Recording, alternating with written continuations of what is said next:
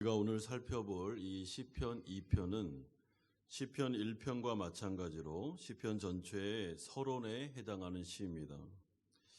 그러므로 시편 2편은 이 세상을 살아가는 모든 인간들에게 참된 지혜가 무엇인지를 우리에게 알려주고 있습니다. 시편 2편 역시 시편 1편처럼 기독교 세계관을 보여주고 있는데, 기독교 세계관은 다음과 같습니다.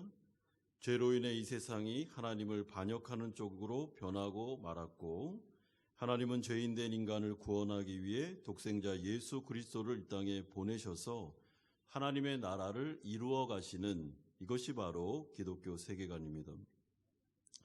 따라서 이 세상에는 눈에 보이는 나라들과 눈에 보이지 않는 하나님의 나라가 함께 공존하고 있습니다. 그렇다면 참된 지혜가 무엇일까? 눈에 보이는 이 세상을 살아가되 눈에 보이지 않는 하나님의 나라를 선택해서 그 나라 백성으로 살아가는 것이 참된 지혜임을 우리에게 알려주고 있습니다. 왜냐하면 하나님의 나라만이 영원히 지속되는 나라이기 때문에 그렇습니다. 또한 이 시편 2편의 특징은 전형적인 예표론적인 시라고 말할 수 있습니다. 왜냐하면 배경과 상황은 역사적인 이스라엘을 비롯한 그 주변에 있었던 이방 나라들, 아람이나 모압이나 암몬, 에돔, 블레셋과 같은 이방 족속들의 이야기를 다루고 있습니다. 그런데 영적으로 보면 하나님의 아들 예수 그리스도의 통치에 도전하는 사탄의 반역에 대해서 영적인 시각으로 우리에게 알려주고 있습니다. 따라서 이런 점에서 우리가 오늘 이 시편을 보실 때 그 상황적으로 이 시를 볼 수도 있고, 아니면 영적인 의미를 살려서 예표론적으로 이 말씀을 볼 수 있는데, 저는 오늘 이 시편 2편을 해석함에 있어서 예표론적인 예언의 관점으로 설교를 하려고 하고 있습니다. 그러므로 이스라엘이라는 상황적인 배경보다는 영적인 의미에 초점을 맞춰서 적용하고 해석하고, 그래서 우리에게 유익을 주시는 하나님의 말씀을 우리가 들으려고 하고 있습니다. 이런 점에서 오늘 본문의 1절에서 3절을 잘 보시면 이 말씀은 특별히 예수 그리스도와 교회, 성도에 대해서 대적하는 세력이 있음을 우리에게 알려주고 있습니다. 그러므로 우리가 첫 번째로 살펴볼 내용은 하나님의 나라를 대적하는 세력들에 대하여 우리가 살펴보려고 합니다. 1절에 보시면 어찌하여 이방 나라들이 분노하며 민족들이 헛된 일을 꾸미는가? 세상의 군왕들이 나서며 관원들이 서로 꾀하여 여호와와 그의 기름 부음 받은 자들을 대적하며. 여기서 헛된 일을 꾸민다라는 것은 예수님과 그의 나라를 공격하기 위해서 대적자들이 매우 소란스럽게 공허한 모임을 가지면서 악한 계획을 세우고 있다라는 의미가 됩니다. 그러므로 여호와와 그의 기름 부음 받은 자라는 것은 예수 그리스도와 성도들, 그러니까 지금으로 하면 신약에 있는 교회들을 상징하여 알려주고 있습니다. 여러분, 그렇다면 이들이 정확히 주 예수 그리스도와 그의 나라를 대적하는 이유가 무엇이겠습니까? 3절에 기록한 것처럼 여호와의 통치, 예수 그리스도의 왕권을 거부하면서 하나님의 영광에 대해서 하나님의 얼굴에 먹칠하는 것이 이들이 대적하는 목표가 됩니다. 그러므로 사탄 마귀 권세는 서로 연합하여 하나님의 나라에 대한 공격을 가하게 됩니다.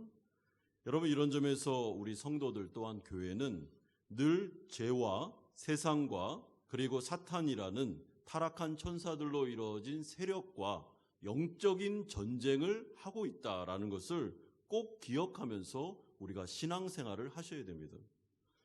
여러분, 눈에 보이는 사람들, 눈에 보이는 상황들, 그리고 눈에 보이는 그 어떠함들만 전부가 아닙니다. 눈에 보이지 않는 영역에서 역사하는 세력이 있음을 성도들은 꼭 생각을 하고 우리가 신앙생활을 하셔야 됩니다. 그러므로 이 세상은 성도들에게 있어서 진공상태와 같은 곳이 아니고 굉장히 사나운 맹수들이 우는 사자들처럼 돌아다니고 있는 아주 위험한 정글과도 같은 곳이다라고 생각하셔야 됩니다.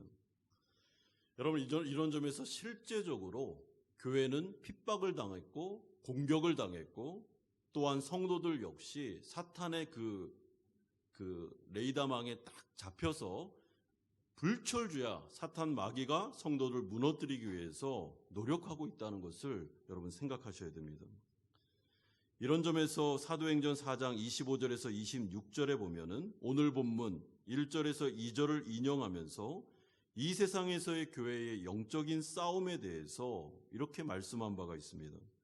또 주의 종 우리 조상 다윗의 입을 통하여 성령으로 말씀하시기를 어찌하여 열방이 분노하며 족속들이 허사를 경영하였는고 세상의 군관들이 나서며 관리들이 함께 모여 주와 그의 그리스도를 대적하는도다 하신 이로소이다. 여러분, 이것은 실제적인 역사입니다. 사도행전에 보면은 교회를 핍박하고 교회를 대적하는 그런 눈에 보이는 세력들과 사람들이 있었습니다. 그런데 그 이면에 보면 이들을 조종하고 있는 사탄 마귀 권세가 있었다라는 것을 알면서 사실은 초대교회가 눈에 보이는 사람들하고 싸운 게 아니고 그 이면에 있는 사탄 마귀 권세와 싸우기 위해서 기도에 전념하는 모습을 보게 됩니다. 여러분, 우리는 눈에 보이는 사람들과 싸우지 않습니다. 그 눈에 보이는 사람들은 사랑하라고 우리에게 하나님께서 주어진 거지 그들과 대적하지 않습니다. 오히려 그 하수인 노릇을 하고 있는 그 뒤에서 조종하고 있는 악한 세력들, 그런 세력들과 싸우기 위해 교회는 모이고 성도들은 기도를 해야 되는 것입니다. 그러므로 늘 교회와 성도는 대비하고 있어야 됩니다. 굉장히 집요하고 그리고 계획적으로 사탄 마귀의 권세가 성도를 무너뜨리고 교회에 대해서 공격하기 위해서 아주 집요하게 이들은 모이고 있습니다. 그리고 계획을 세우고 있습니다. 그래서 베드로 사도는 베드로전서 5장 8절에서 9절에 이렇게 경고합니다. 근신하라 깨어라 너희 대적 마귀가 우는 사자같이 두루다니며 삼킬 자를 찾나니 너희는 믿음을 굳건하게 하여 그를 대적하라. 이는 세상에 있는 너희 형제들도 동일한 고난을 당하는 줄을 알미라. 그럼 여기서 근신하라 깨어라라는 것은 영적으로 졸지 말고 깨어있으라라는 말입니다. 또한 세상 사람들처럼 일상에만 몰두하지 말라라는 의미도 포함되어 있습니다. 물론 일상이라는 것은 나쁜 게 아닙니다. 우리가 이 세상을 살아가면 먹고 사는 문제, 직장을 다녀야 되고 사업을 해야 되고 이 모든 것들이 일상이죠. 그런 게 나쁘다는 말이 아니고 거기에만 몰입하는 게 문제라는 것입니다. 성도들이 일상에만 몰입해서 눈에 보이는 이 일상이 전부인 것을 생각하고 거기에만 에너지를 다 쓰는 것은 어리석은 일이라는 것입니다. 왜냐하면 일상을 살아갈 때 영적인 문제가 있으며 눈에 보이지 않은 세력이 있으며 우리의 영혼을 지켜야 되는 문제가 있기 때문에 우리가 이 부분에 있어서 영혼의 문제에 대해서 절대로 이거를 무시하면 안 되고 그러면 영적 침체에 빠지기 때문에 영적으로 깨어서 언제든지 우리가 하나님 앞에서 깨어 기도하면서 이 사탄 마귀 권세를 이길 수 있도록 우리가 나와야 된다는 것이죠. 여러분, 그래서 자꾸만 영을 깨워야 됩니다. 영을 깨우기 위해서는 성도들에게 은혜 수단들이 필요합니다. 일상을 살다 보면 내 생각과 다르게 우리가 거기에 이렇게 몰입할 수가 있습니다. 물론 우리가 다 그렇게 살아가니까요. 그렇기 때문에 우리의 선조들이 은혜 수단들을 사용해서 특별히 한국 전통 가운데는 새벽 예배가 있고 중간에 수요 예배가 있고 또 밤에 이렇게 철야 예배가 있었고 그리고 주일 예배가 있는 이런 일상의 리듬들을 주면서 성도들이 절대로 졸지 않도록 영적으로 잠을 자지 않도록 그들을 계속 깨우는 역할을 이 일상의 은혜 수단들을 통해서 하고 있었던 것입니다. 그러므로 예수님은 예배를 강조하시고 또한 기도의 중요성도 강조하셨습니다. 마태복음 9장 29절에 보면 기도 외에 다른 것으로는 이런 종류가 나갈 수 없느니라. 마태복음 26장 41절에도 시험에 들지 않게 깨어 기도하라. 마음에는 원이로되 육신이 약하도다. 그럼 깨어 있어야 됩니다.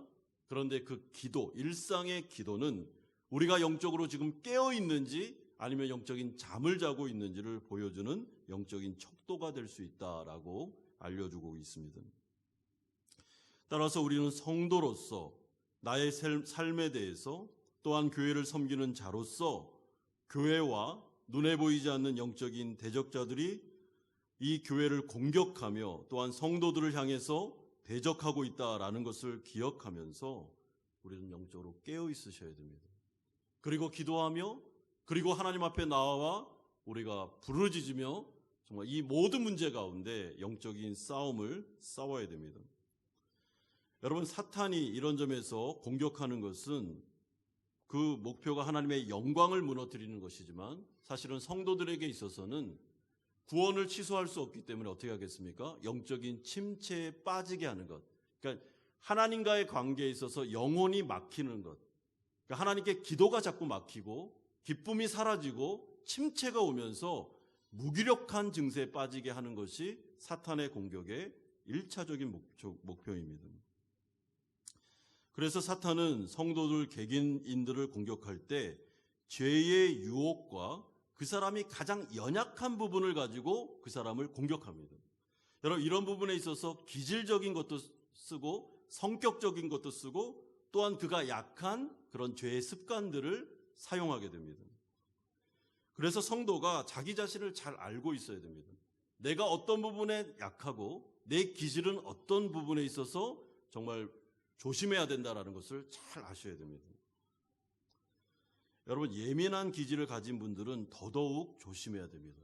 관계성에 있어서도 그렇고 아니면 여러 가지 상황 속에서 자신의 영혼을 잘 이렇게 보호하셔야 됩니다. 왜냐하면 기질적으로 예민하기 때문에 어떤 문제가 딱 생기면 나의 그 생각이 거기에 이렇게 몰입이 됩니다. 그렇게 되면 안 좋은 생각으로 이렇게 흘러갈 수 있고 그럴 때는 기도가 막히고 예배 가운데 기쁨이 사라지면서 영혼이 이렇게 다운되는 것들을 많이 경험하게 됩니다. 물론 예민한 사람들만 그런 건 아니고 우리가 일상을 살아가면서 우리의 약한 부분이 있는데 그것을 사탄이 공격하고 있으며 그 부분을 통해서 우리가 영적으로 침체하게 하고 있다는 것을 생각하셔야 됩니다. 또한 교회를 공격할 때는 대부분 환난과 핍박도 주지만 사실은 더 위험한 공격은 내부적으로 와해되는 것이 늘 그 교회사를 보면 가장 큰 어려운 공격이었습니다. 교회가 분열된다든지 미움과 다툼과 시기와 이간질 이런 것들을 통해서 사탄 마귀가 틈을 딱 벌어들인 다음에 그 틈을 타고 들어옵니다.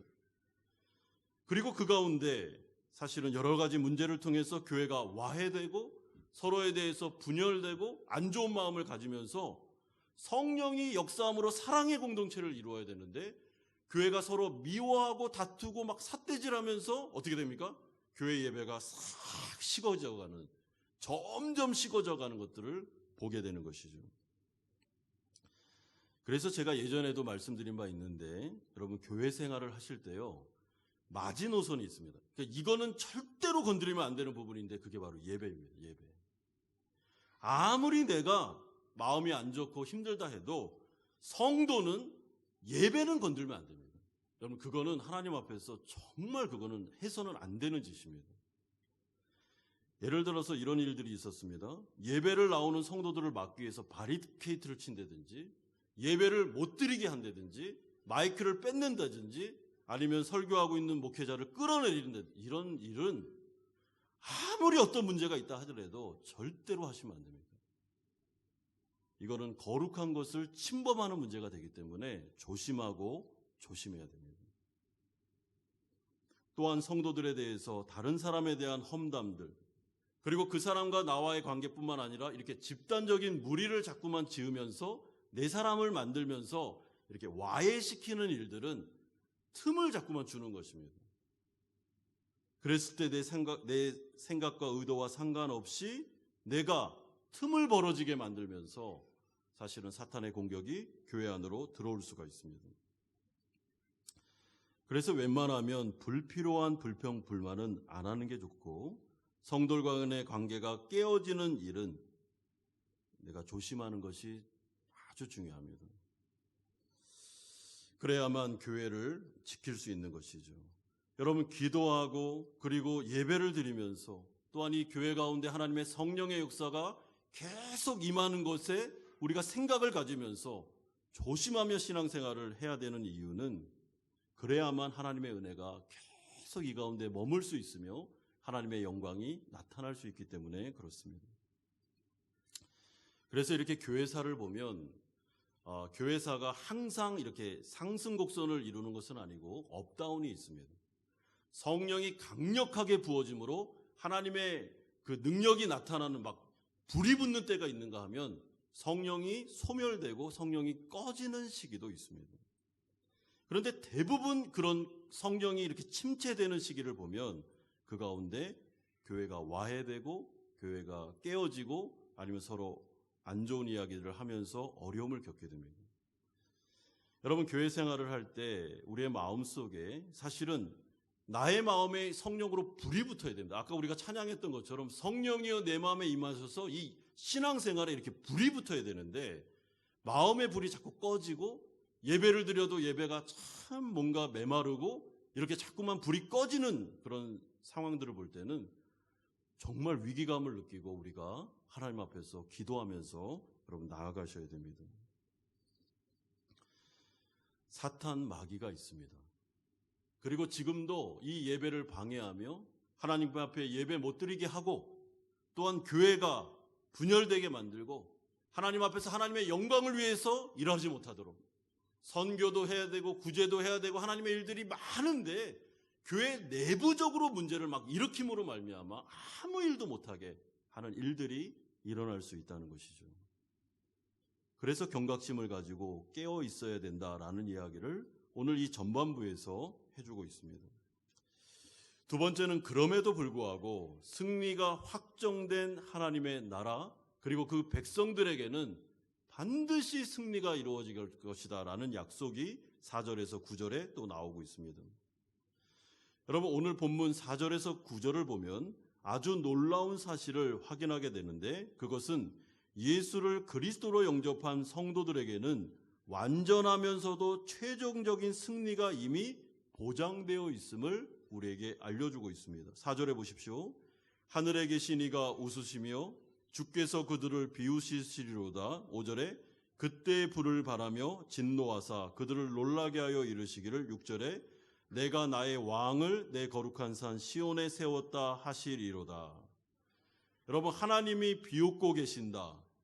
대적자들의 계획이 공허하게 만들 것이다 라는 이 말씀은 이들의 계획이 완전히 실패로 돌아갈 것이며 살아계신 하나님께서 아무리 사탄 마귀가 모든 계획을 철저하게 세워도 그 악한 세력을 오히려 이용하셔서 합력하여 하나님의 나라를 이루실 것이고 그리고 성도들에게는 승리가 보장될 것이다 라는 것을 알려주고 있습니다.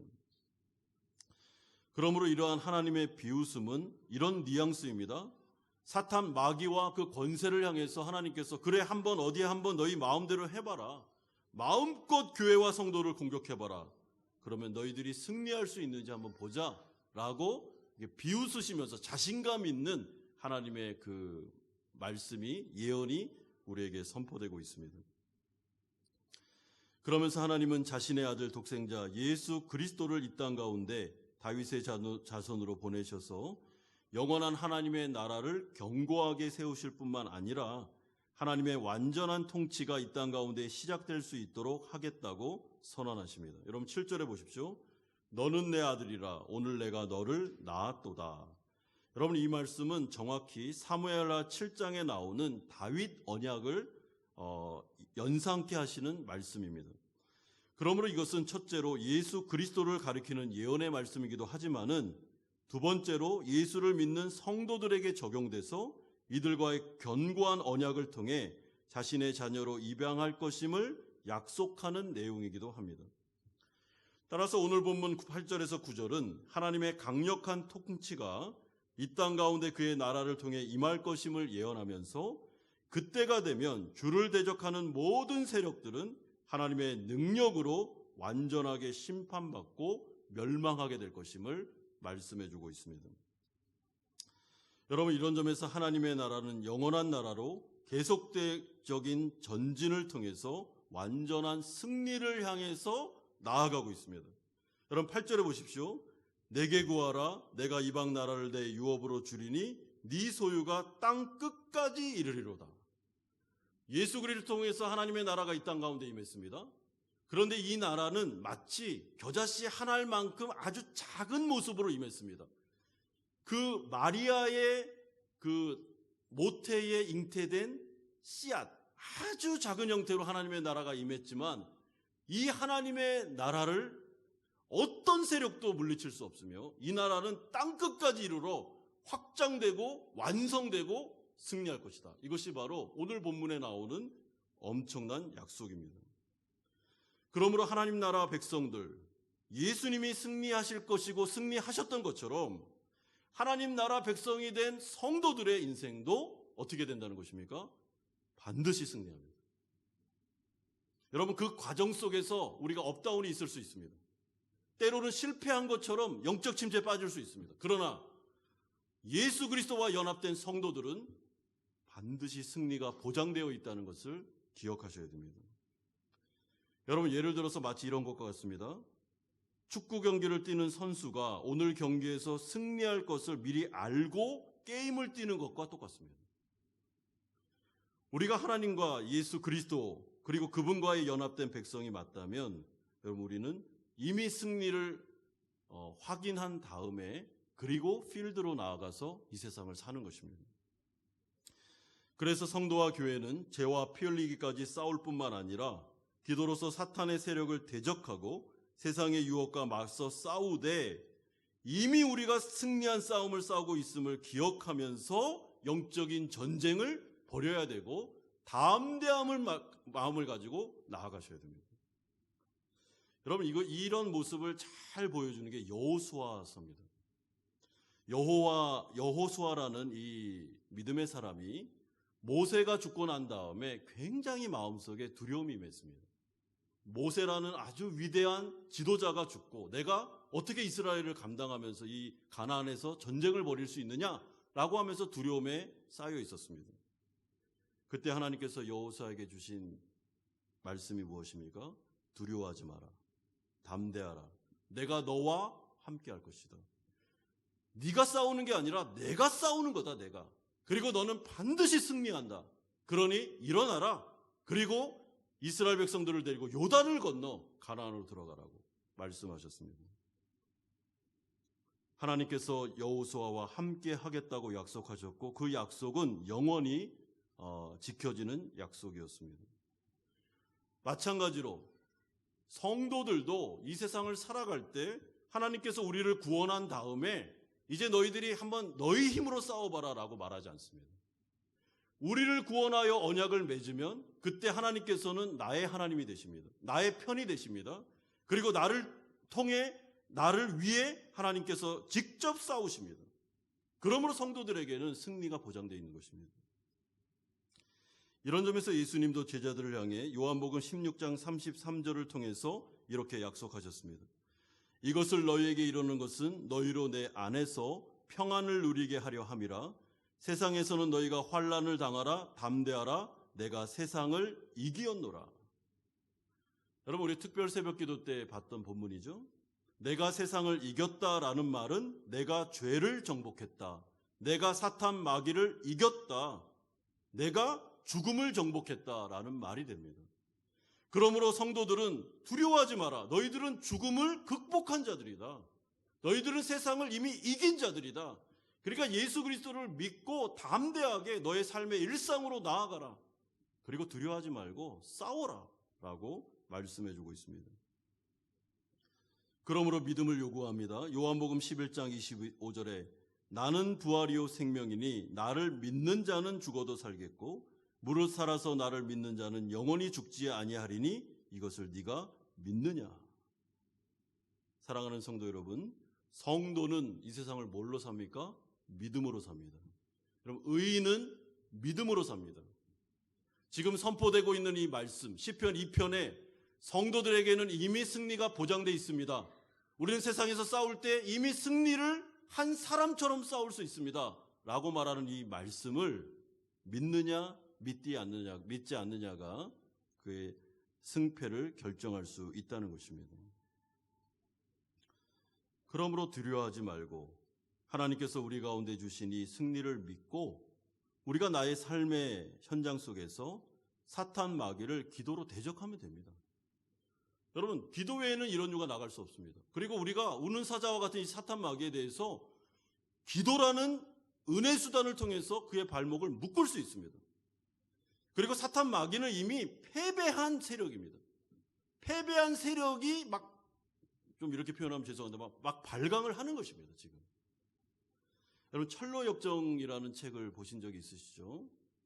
철로역정에 보면 성도라는 이 사람이 이렇게 길을 걸어갈 때 그 옆에 막 너무나도 우락부락하게 생긴 맹수들이 있습니다. 그래서 두려워서 길을 못 갑니다. 그런데 그 성도가 가만히 보니까 그 막 우락부락한 그 맹수들이 목에 이렇게 뭐죠 이게? 철로 이렇게 목에 매여져 있습니다. 그러니까 겁만 주는 거지 달려들어서 우리를 삼킬 수는 없는 것이죠.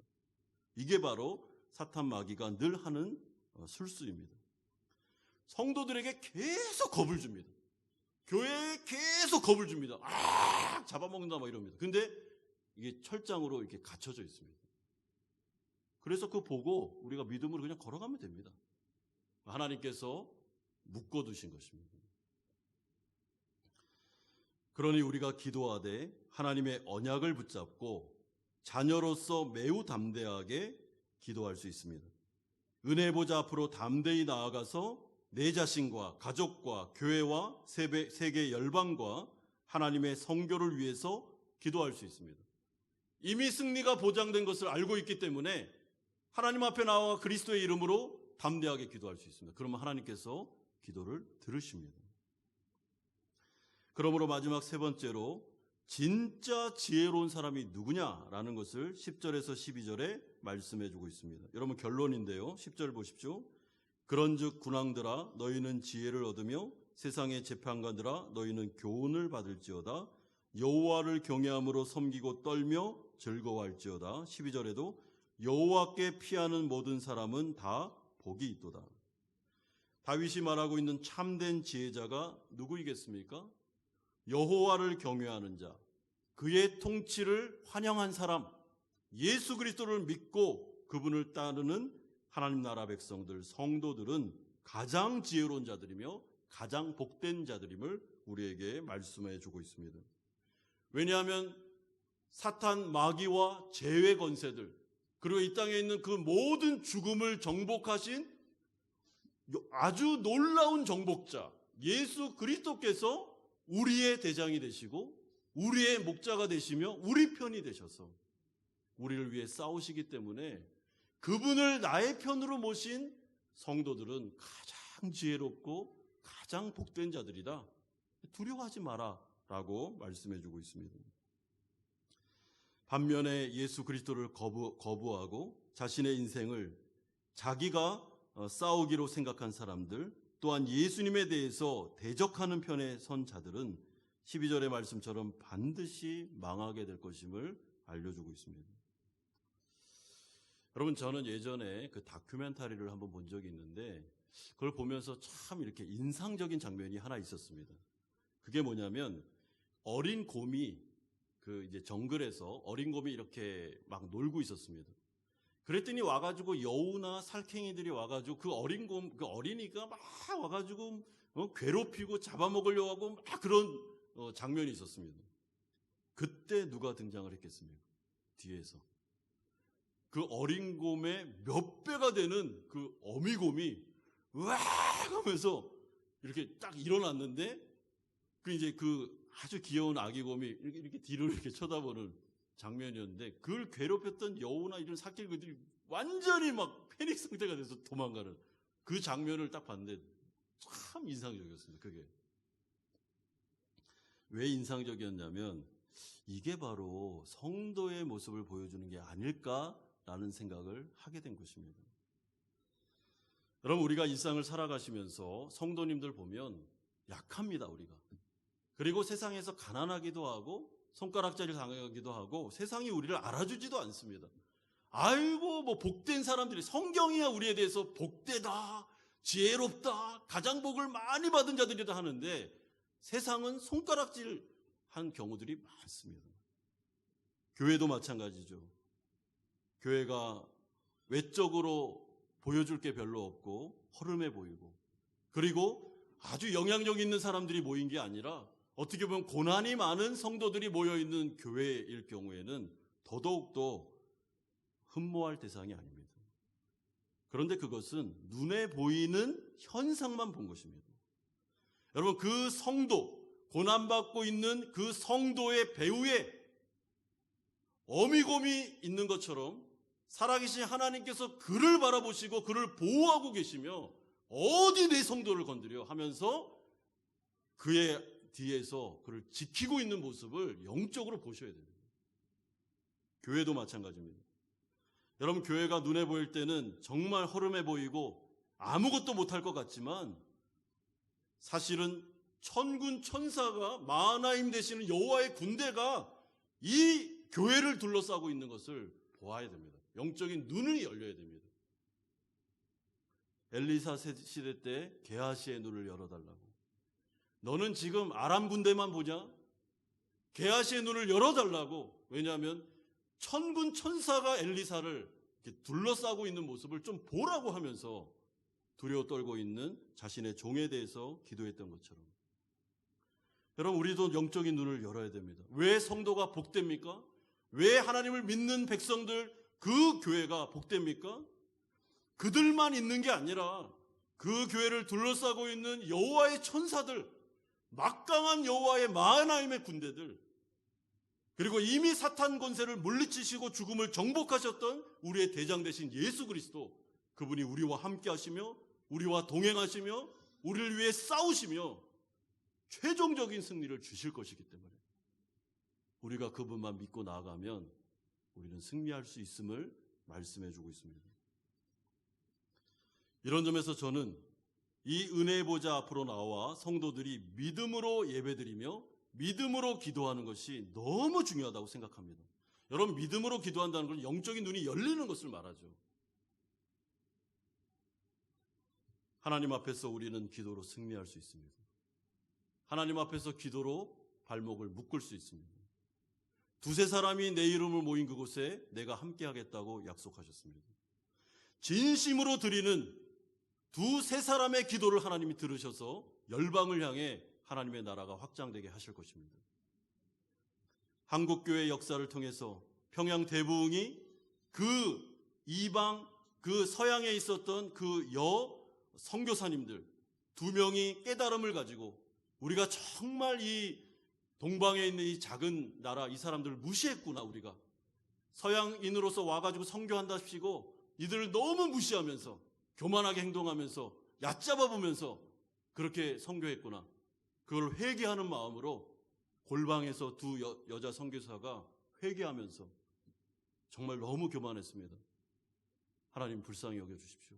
이 나라 백성들, 정말 이 불쌍한 영혼들 하나님께서 좀 은혜 주시면 좋겠습니다라고 기도했을 때 그 기도가 성령의 은혜가 거기서 촉발되면서 평양 대부흥으로 번지고, 그리고 그것이 어떻게 해요? 지금까지 역사가 나타나는 것을 우리는 경험하고 있지 않습니까?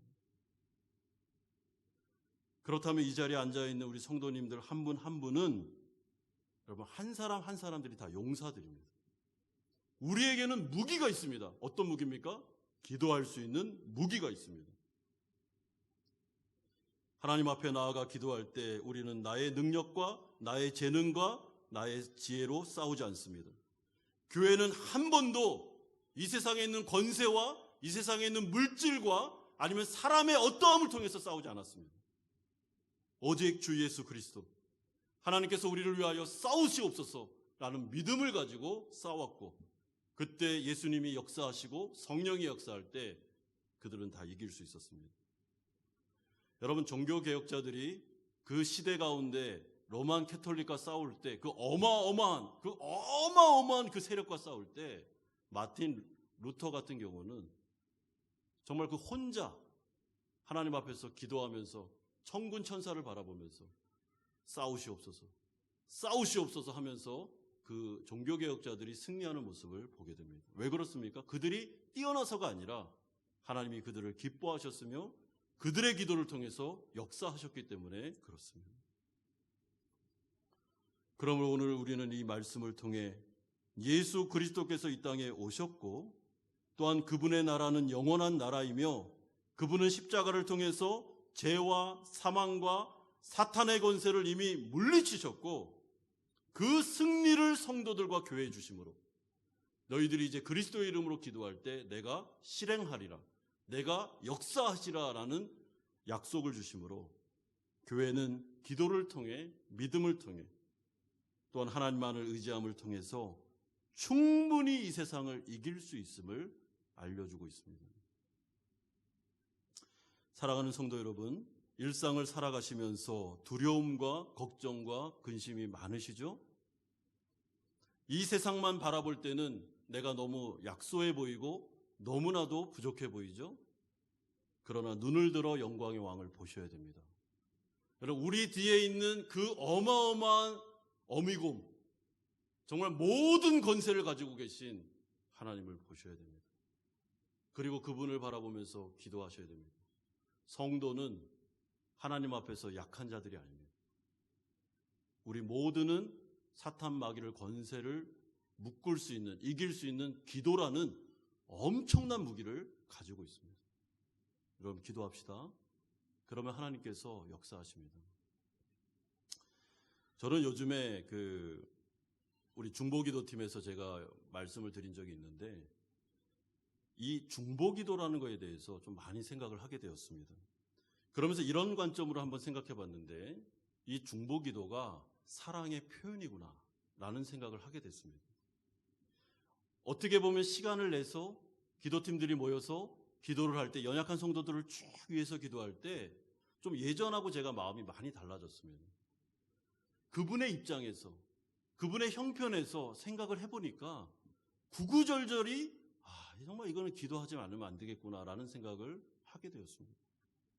특별히 환우들을 생각할 때 우리는 베트남에 있고 이분들은 한국에 나아가서 그 암에 걸린 가족들 그리고 그 어려운 형편에 있는 분들을 생각하면서 우리가 기도로 도와주지 않으면 안 되겠구나라는 생각을 하게 되었습니다. 특별히 우리 사업하고 계시는 우리 남자 성도님들을 이렇게 신방을 해보니까 여러분 그 공장을 가서 이렇게 보니까 기가 막힙니다, 진짜.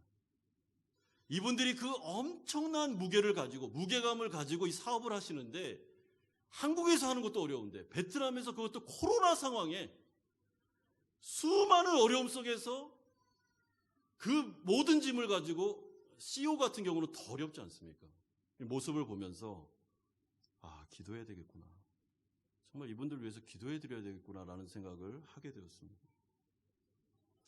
우리가 오늘 하는 이 기도는 이제 기도 노트를 보여드릴 텐데 거기에 써있는 그 기도 제목의 한 줄 한 줄 구구절절이 그분들 입장에서는 절박한 기도입니다. 그런데 하나님께서 오늘 우리에게 무슨 약속을 주십니까? 구하라. 구하라. 내가 응답하리라. 그리고 너희들은 고아가 아니며 이거는 승리한 싸움을 싸우고 있으니까 한번 이 세상 가운데 한번 기도하면서 한번 가보자. 그럼 내가 역사할 것이다. 그리고 하나님의 영광을 드러내 줄 것이다. 사탄 마귀는 이길 수 없다라고 말씀합니다. 이길 수 없습니다, 여러분. 여러분 승리할 것입니다. 우리 가정은 하나님께서 지켜주실 것입니다. 우리 교회 역시 하나님을 의지한다면 절대로 부끄러움을 당하지 않을 것입니다. 나라와 민족을 위해 새해 열방을 향해서 기도할 수 있습니다. 그리고 다시 용기와 힘을 얻으시는 성도님들 되시기를 주 예수 그리스도의 이름으로 축원드립니다.